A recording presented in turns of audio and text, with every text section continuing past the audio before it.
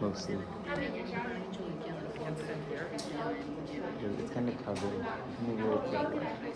Okay. Cool. Yeah, we missed like most of the way.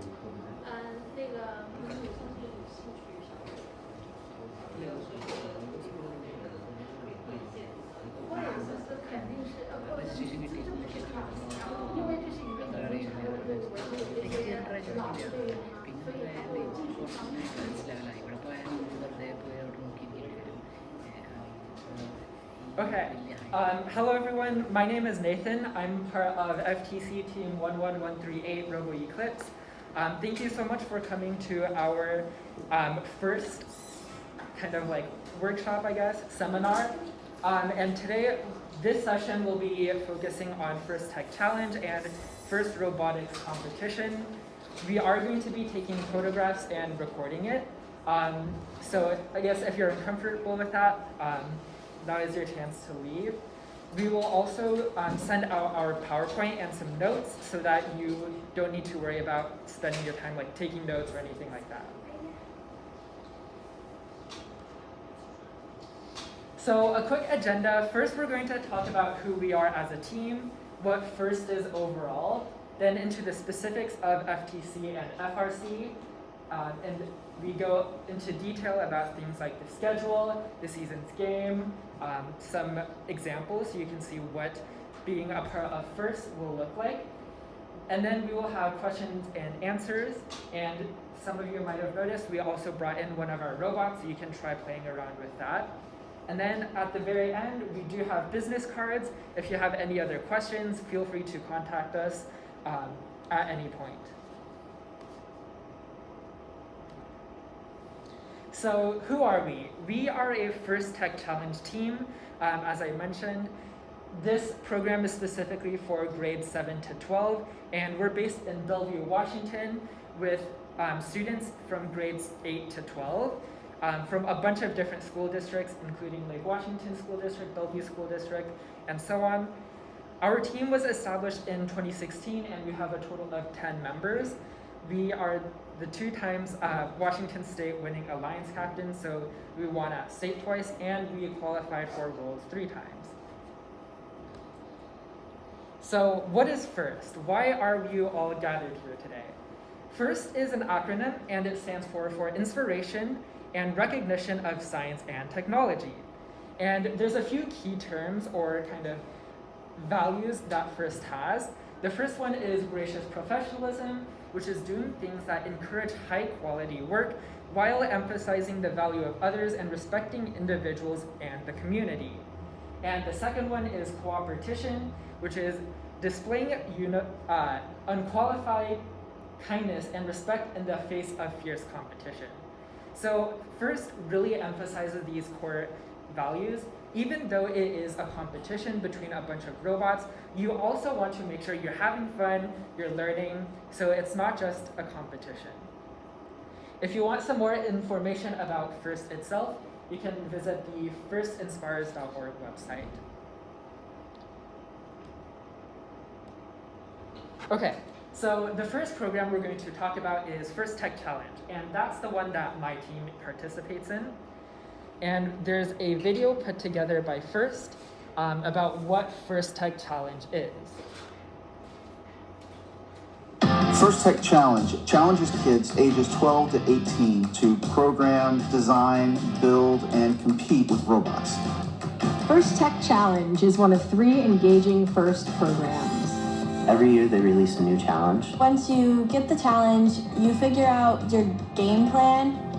Teams use a reusable kit to program robots in a variety of coding languages. Every year you also learn more and more about coding, so then your code's gonna get better and better. Personally, I do not learn hearing about it. But hands-on is just go into it. Instead of saying, oh, I know how to build this robot, I can say, I built this robot. In First Tech Challenge, students are developing a broad range of skills. Manufacturing, hardware, troubleshooting, but there's also a lot of things that you learn that you wouldn't necessarily think about. People skills. Problem-solving skills, helping one another, helping other teams. The program draws so many students that come in who just want to do the marketing, who just want to do fundraising. And that's a great thing that the kids learn very early on. The model of FIRST has provided incredible opportunities for the students to interact with professionals. Whenever I ask my mentors a question, they always flip the question around and ask, where would you find the answer to that question if I weren't here? They slowly built my confidence up so much more to a point where we weren't asking more questions, we were just going. Each team has to compete at a local event, win awards at the local event, and then they're able to move on to the first championship. You walk into the room and there's that smell. It's the smell of robots.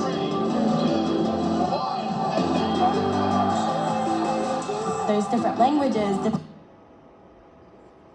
First Tech Challenge challenges kids ages 12 to So, 8.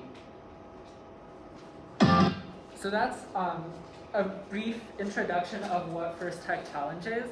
You might have noticed there were a lot of different unique game elements.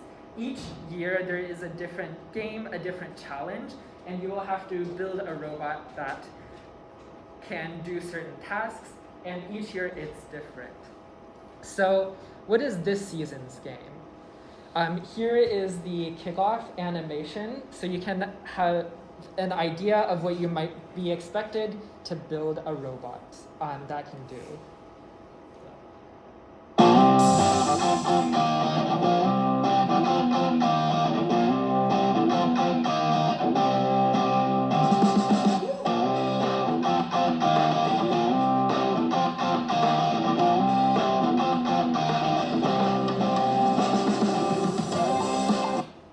Hold on, I'm gonna see if Welcome to the First Tech Challenge 2022-2023 season game. Power Play, presented by Raytheon Technologies.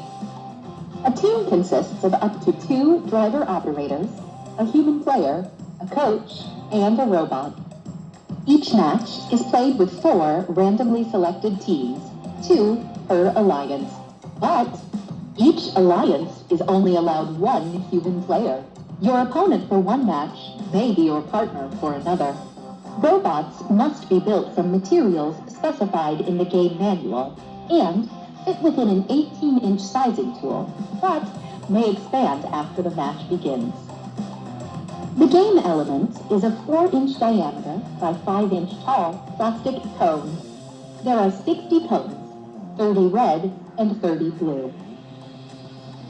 Teams may also use their custom-designed beacons in gameplay. The game is played on a 12-foot square playing field with a foam tile floor and 1-foot-high walls. Various sized junctions are placed across the field, including 9 ground junctions. In addition, there are 8 low, 4 medium, and 4 high junctions. These junctions are mounted on flexible springs and might not be perfectly vertical. Taped-off substations are centered on both sides. In each corner are taped-off terminals. In the front and back of the field are taped stripes to help robots find cone stacks. There are 4 signals placed on the field. 4 unique navigation images are positioned on the field walls. And outside of the field are the red and blue alliance stations. Before each match, cones are stacked in the substation storage areas and inside the playing fields. Custom beacons are also placed in the substation storage areas. Teams place their robots on the field, touching the wall between the substations and terminals. Each team may preload 1 cone into their robot. The 3-sided signal is then randomized. Each image references a specific parking target during match play. If a team designs their own signal sleeve, It can be used to gain additional points. The field and players are now ready. The match begins with a 30-second autonomous period. During this period, there are a number of ways for teams to score, using only pre-programmed instructions and sensor inputs. Each cone secured on a junction earns points. 2 points for the ground junction, 3 points for the low junction, 4 points for the medium junction, and 5 points for the high junction.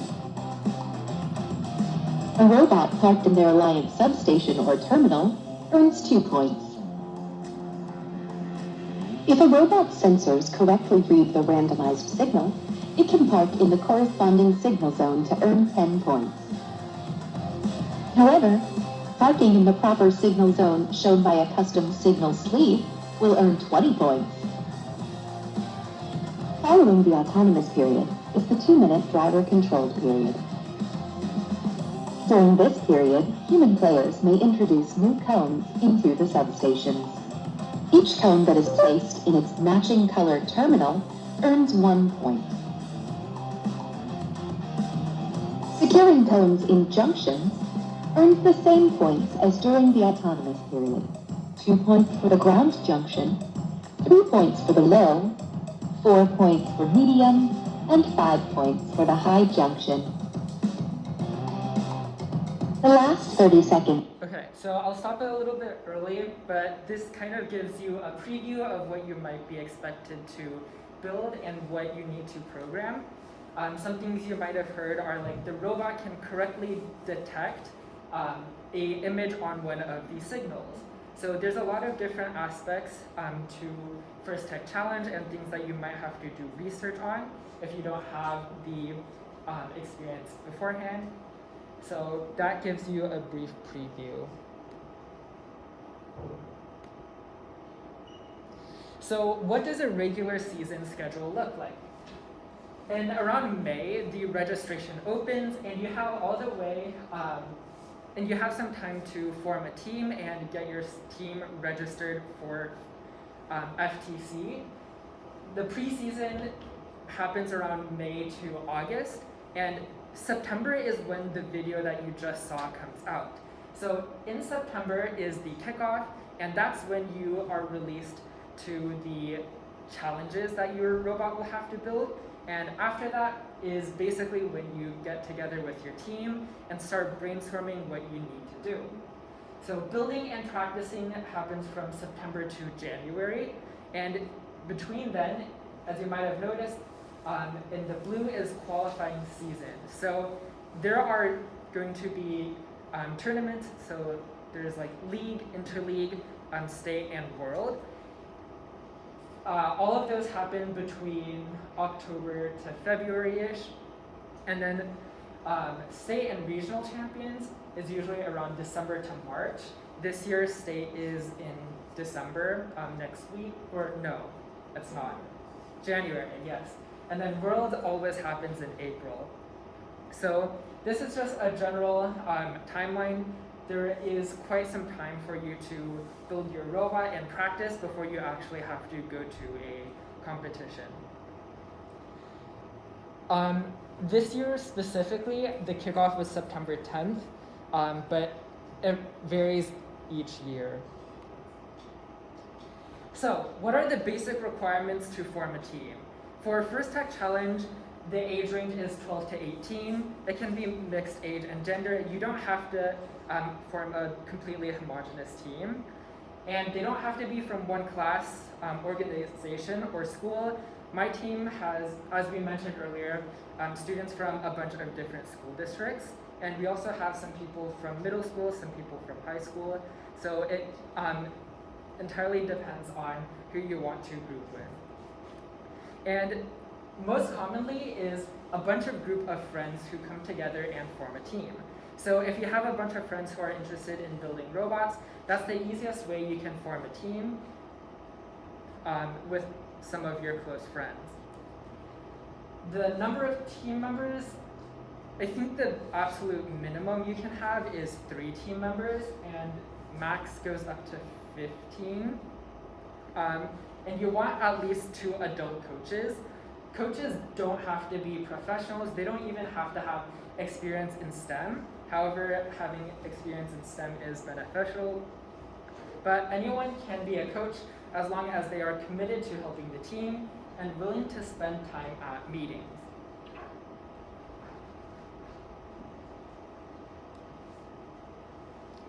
So next we're going to talk a bit about sub-teams and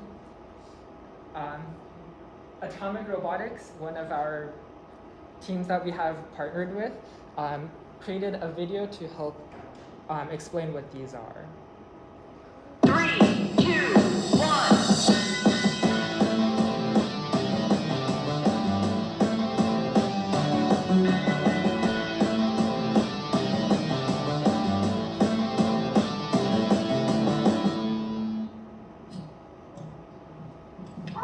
Hi, my name is Leela, and I'm part of the FTC team 305 Atomic Robotics.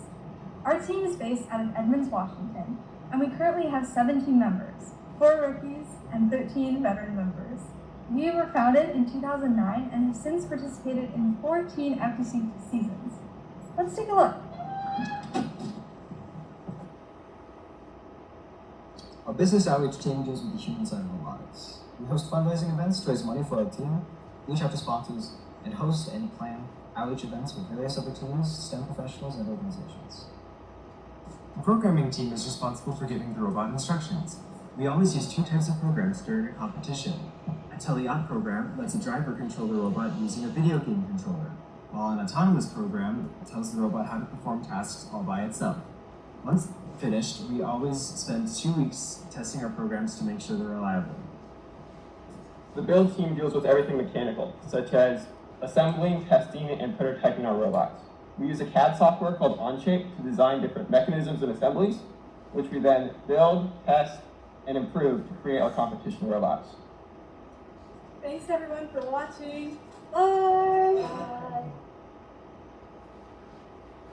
Yeah. So Atomic Robotics wishes they were here, but they were able to help explain to us what sub-teams are. So one of the specific sub-teams you heard was the programming sub-team. And that brings us to coding in First Tech Challenge. So First Tech Challenge, all of the coding done is either in Java or block code. And you can use packages like OpenCV.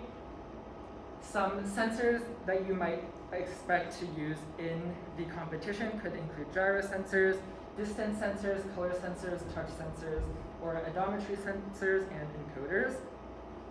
A lot of the information can be found online. If you aren't sure how to use one of these sensors, what the purpose of them is, you can always use Google, which is one of our best friends, especially when we get stuck on any errors or something like that.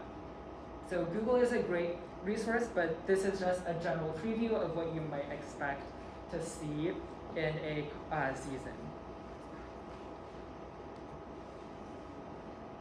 Okay, so example robots. These are some robots from previous competitions.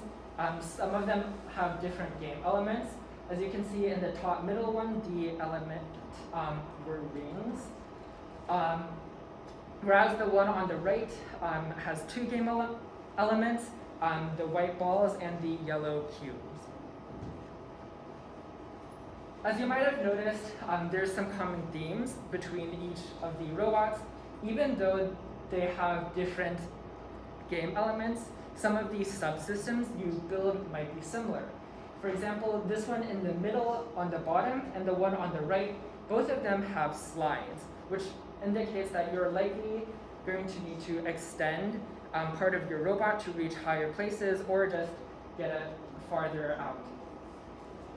And then on this bottom left robot and the top middle one, both of them have a sort of collection system. So both of these, you will have to collect a game element of some sort. So here are some example robots. You can see all of them. As mentioned in the video, they do have to be within an 18 by 18 by 18 inch box. But the right one kind of shows after the game starts, you can expand, so you can get pretty creative with your robots. So here is a match from last week. So you can see how the competition structure works, how the teams kind of compete with and against each other.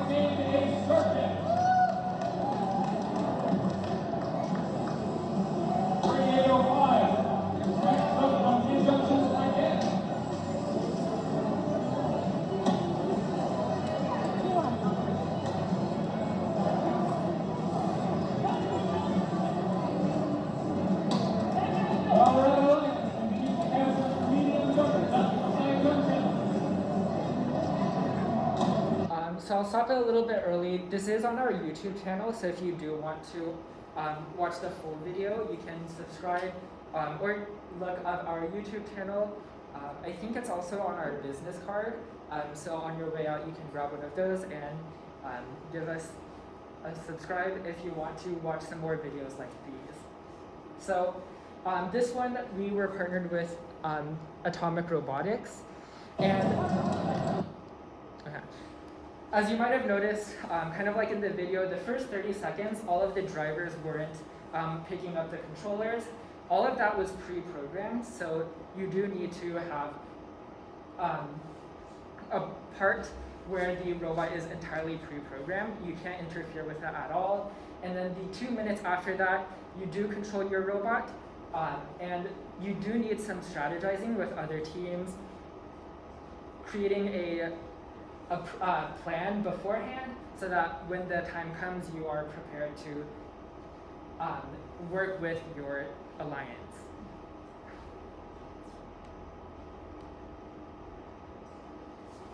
So in addition to the building process and the programming process, there's also some non-technical parts to the competition. And the first one is outreach.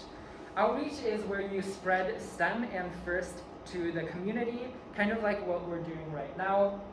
And it also includes fundraising.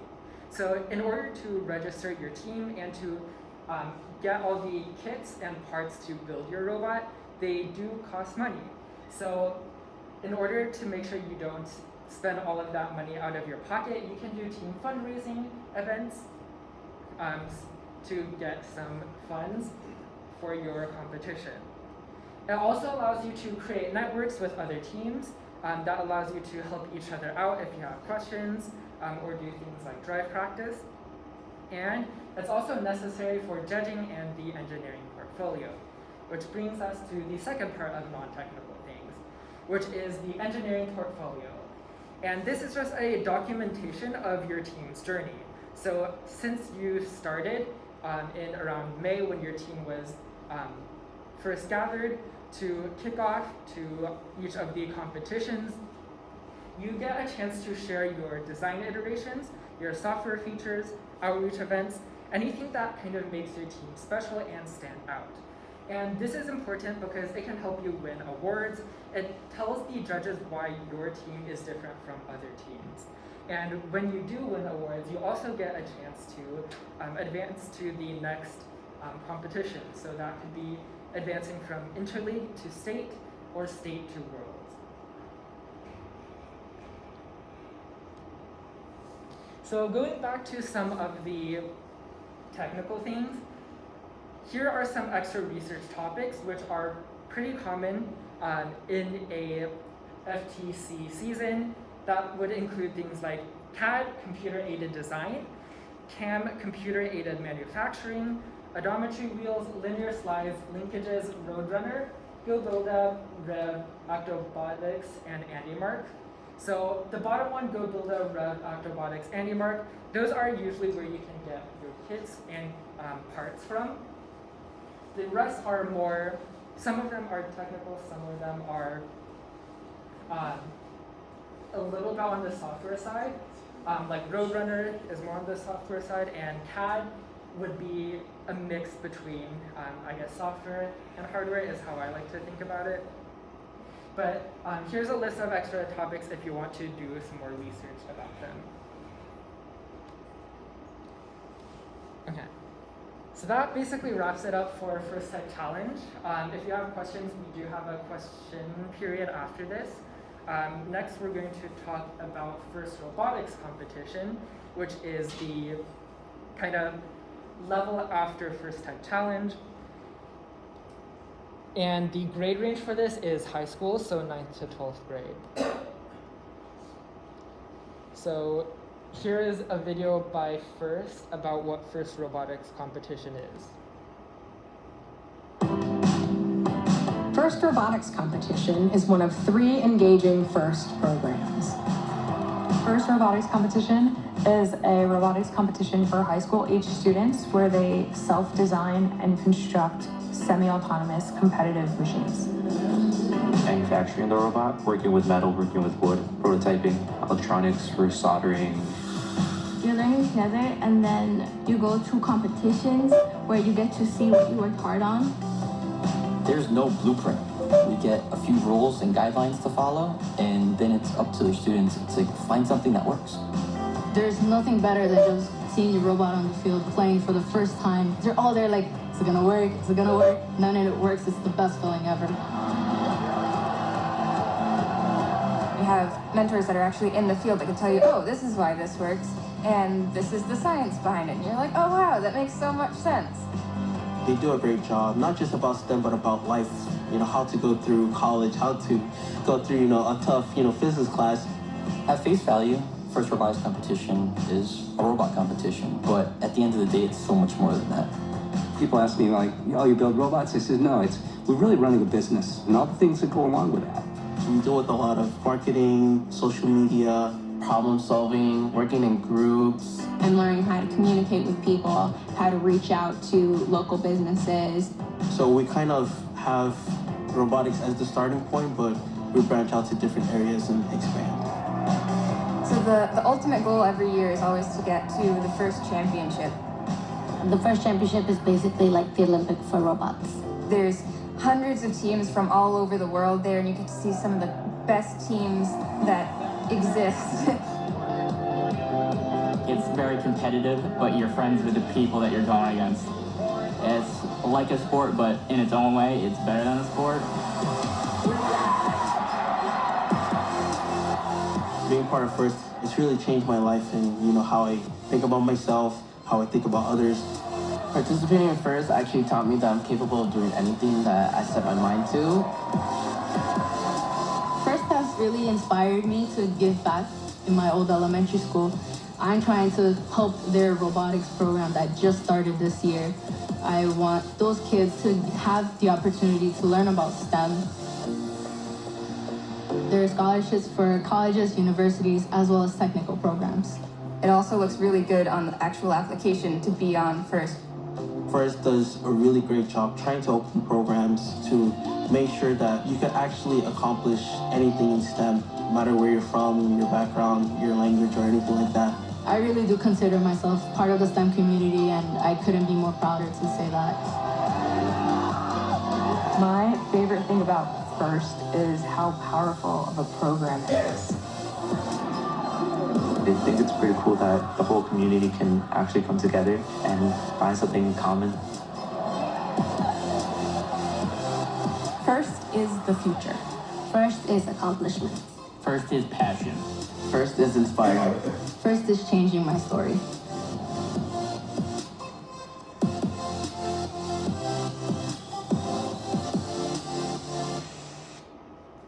Okay. So that's a brief introduction to what FIRST Robotics Challenge is. And as you might have noticed, the field is significantly larger. When you actually go see one of the fields in person, you seem kind of small in comparison. Even the robots that they build are significantly larger than the robots you build in FIRST Tech Challenge. So FIRST Robotics Challenge, it's basically, it feels like such a larger scale in terms of everything that you build. So what does a game look like?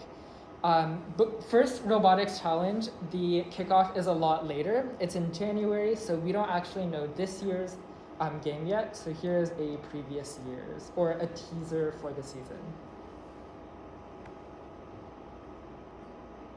Welcome to the 2021 FIRST Robotics Competition, and this year's game, Infinite Recharge. An incoming asteroid shower is aimed at FIRST City. Using Alliance droids, planetary citizens collect and score power cells, while traversing the trench run and boundaries to ensure maximum protection with an operational shield generator. Droids start on an initiation line and may be preloaded with up to 3 power cells. Droids operate autonomously during the first 15 seconds and attempt to score power cells into any of their 3 available power ports. While every power cell deposited adds equal charge to the shield generator, higher power ports earn more points. Drivers then control their droids for 2 minutes and 15 seconds of teleoperated time. Power cells are collected from one of the 5 chutes in the loading bay, and then driven across the city to be stored in the low, outer, and inner ports. Droids must score the required number of power cells to activate sections of their shield generator, and then either rotate their control panel a specified number of times, or position it to a specific color. Near the end of the match, droids race to their rendezvous point to make their shield generator operational. Alliances are awarded bonus points for a level generator switch. The alliance that earns the most points wins the match. May the Force be with us all. So I don't know how many of you are Star Wars fans, but last year's was pretty heavily influenced by Star Wars. So a regular season schedule, most FIRST robotics competition teams are school teams, and that's because of how large the teams are and how much you have to build. So usually when school starts, usually for us that's in September, you can join your school's robotics team, and between then and the kickoff, so between September and January, you can attend various events, you can host participate in scholarships and aim for awards. You can also host events, outreach events as well. Then in January, February to April is the building season. And that's when everybody gets together to build the robot and also program the robot. And if you want some more information about the general schedule, we have a link up there. So the team structure is pretty similar to FIRST Tech Challenge. There's around 3 main, groups. The first one is business, and business takes care of all of the fundraising, outreach, everything before you actually build a robot. And the before building robot is kind of important since you can be both on the business team and also get involved in some hardware and software. One thing to note is because the costs of building these robots and attending competitions is so high, the business is actually really important, so you might see a bunch of people working together planning fundraising events. The second one is programming, where you code the robot. Like FTC, there's the autonomous period, and then there's also the teleop portion that needs to be programmed. And for the mechanical hardware portion, there's computer-aided design, where you can make a 3D model of the robot and actually building the robot itself. And there is an example of a FRC robot. So we have an example match. As you can see, the field size is pretty large compared to the audience itself, and the robots are pretty large. So I'll play this robot so you can get an idea of what this is.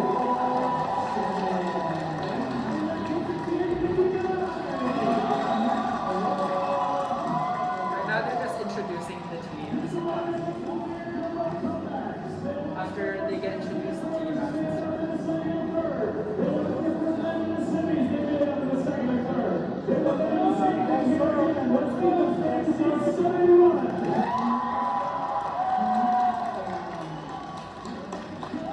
I guess another thing you can know is, unlike FTC, there's 3 robots per alliance, which also contributes to the much larger field size.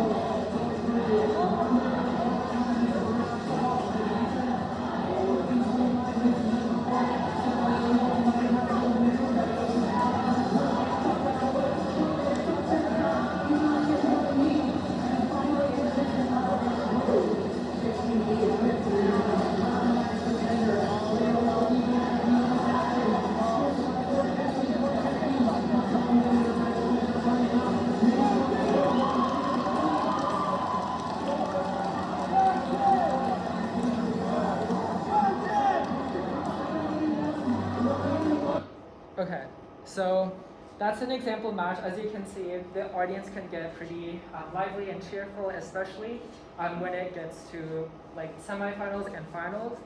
Everybody is basically gathered there, eager to see who will win. Okay, so before that, here is a general comparison of the difference between FTC and FRC. And then if you were interested in FLL, we also have that on the screen as well. So you can see FTC, you can get started earlier, so 7th to 12th grade. And if you notice the FRC registration cost, it can get really, really expensive. And that's why most of the time for first robotics competition, you will be in a school team where it's a lot easier, there's a lot more people, so the cost can get spread between all of the members. For the kit cost, it might seem like FRC and FTC are around the same price, but FRC, because the robot is so much larger, it actually tends to be a lot more than 1,000. 1,000 is just more on the low end, and FTC, FRC, the kit cost all depends on your team. So sometimes your team might end up needing multiple kits, so the prices can stack up if you plan to do so. FRC, if you're part of a pretty large school, your team can get really, really big, like maybe 30 to like 40 members, but the minimum recommended amount is around 10 members. Okay, so now we're moving on to the Q&A. So if you have any questions, feel free to let us know. And then we also brought one of our robots. So if you're interested in playing with that, you can try that out as well. And we have business cards over there. If you want help starting a team, have any questions, or want to be, or are interested in getting a mentor, we would love to help out.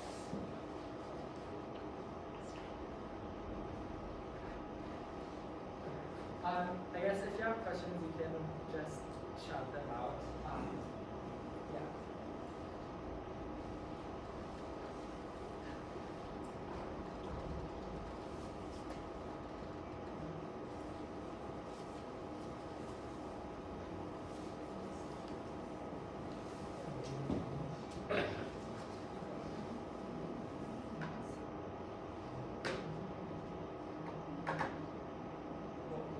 So are there any questions about FTC or FRC? Yeah.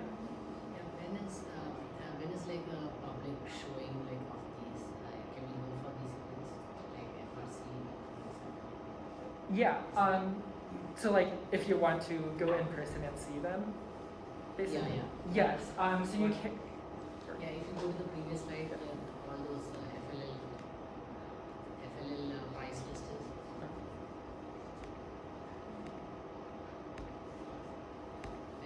Yeah.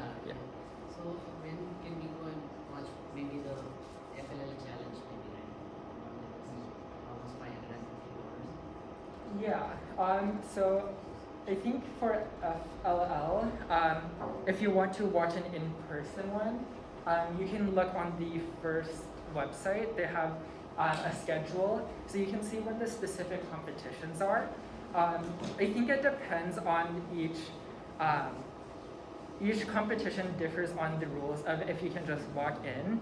I know FTC, you can kind of just go in and watch some matches. FLL might be different, so you could like email one of the coordinators, see what the rules are. For FTC, when is the time for public viewing? Like when you guys meet together and when you take your robot and then play and then where everybody will come and share, like other multiple teams. When is that actually? Yeah, so that would be during our the competitions or matches. There's Interleague is next week, and usually afternoon is when all of the matches start happening. So that would be the optimal time. For Interleague is actually the one right before state. So there's also alliance selection and final semifinals, which starts around 4 p.m. I'm not sure if the location. I just wanted to just get a rough idea. Like so, next week Interleague, where is that going to happen? I think the location is still to be determined. Jackson High School. Jackson High School. We can send out a link to you guys, just with the information. Yeah. You can also look on the website because there are quite a few in the state of Washington. I think like maybe 8 total interleagues over that weekend, next weekend. So you can go on the website and go to anyone. You should be able to just walk into any FTC competition. Thank you. Are there other questions about FTC or FRC?